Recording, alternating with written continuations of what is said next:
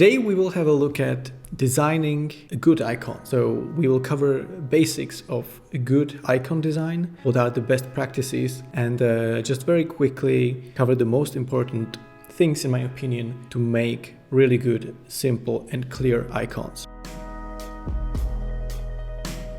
Let's have a look at these examples. Let's say you would want to say map, but visually. How would you do that? What would you display? Since a map is a physical object, it's not something that is abstract. You can show that, you can show a map. That's what both of these icons are trying to do here. But in my opinion, one of them does this better. Why? I think the right one is more clear. It's simple and uses symbols and shapes that are more easily recognizable and have a stronger association when the word map is said. The same goes here for headphones. There are definitely headphones in the picture, in the icon on the left, but there is also what appears to be an iPod and a heart symbol and a table of sorts, and then there is a cable as well. So I think the picture on the right is again a simple interpretation of headphones, of the classic headset you would wear on your head and listen to music, because there is nothing else in the picture. I mean, this is very straightforward. There is no ambiguity about what's being shown. I would say that this is just headphones, that's it. This might be interpreted as, for example, listening to music or having a favorite song or iPod even. So to decide if an icon is good or which icon is better than the next, we first have to understand the purpose of an icon. As I said, it's to convey a concept visually using associations. This is not as simple as it sounds, because when using visual associations, there are many ways to do it wrong. So let's have a look at this simple symbol. This symbol can say place. It can also say GPS. It can also say here or where. It's not completely, there is some ambiguity involved. It's not completely unified. I would say when you have many people, they will have many answers when you would ask them, what does this symbol mean? But that's the reason why we want to simplify and be very clear about what's being shown here. Same thing here. There is an eye. Most people would say that this means eye. Some people would also say that this means vision or visibility or appearance, or that you're watching something. But overall, I think these two examples here are very clear and direct. So that's why an icon has to speak clearly, because when you type eye, it will always mean the literal eye.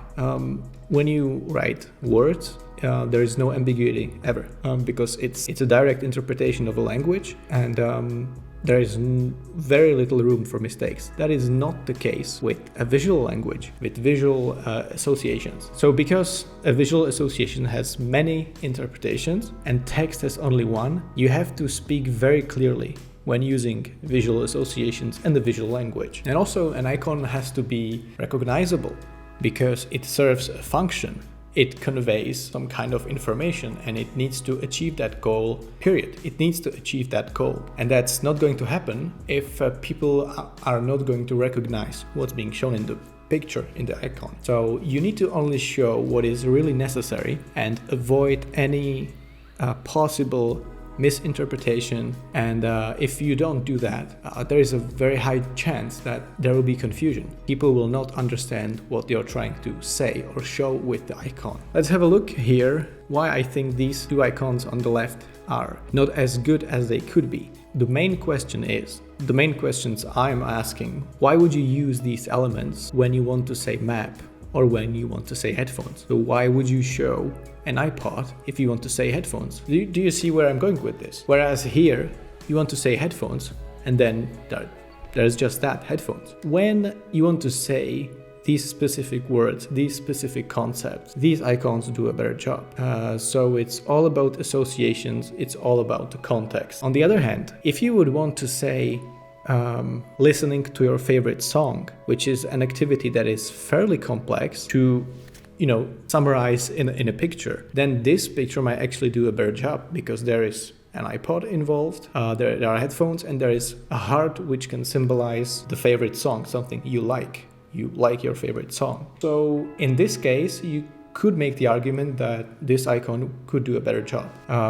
But also you need to keep in mind that icons are usually being shown in small sizes and they need to be recognizable. I think when you really make this, let's make this really small. And to be fair, let's do this as well. So in your opinion, if you had to guess what's on these pictures, would you have an easier time decoding this one or this one, or in this case this one or this one?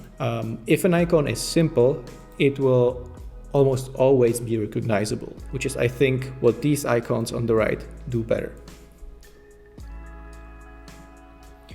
So to summarize what we've went over here, to make a good icon, I think you should show only what is really necessary. You should keep the function in mind, the function of the icon to actually convey information, and also the icon should be recognizable in order to, again, avoid any confusion. So I guess you could type in, you could say that the goal is to convey information as clearly as possible.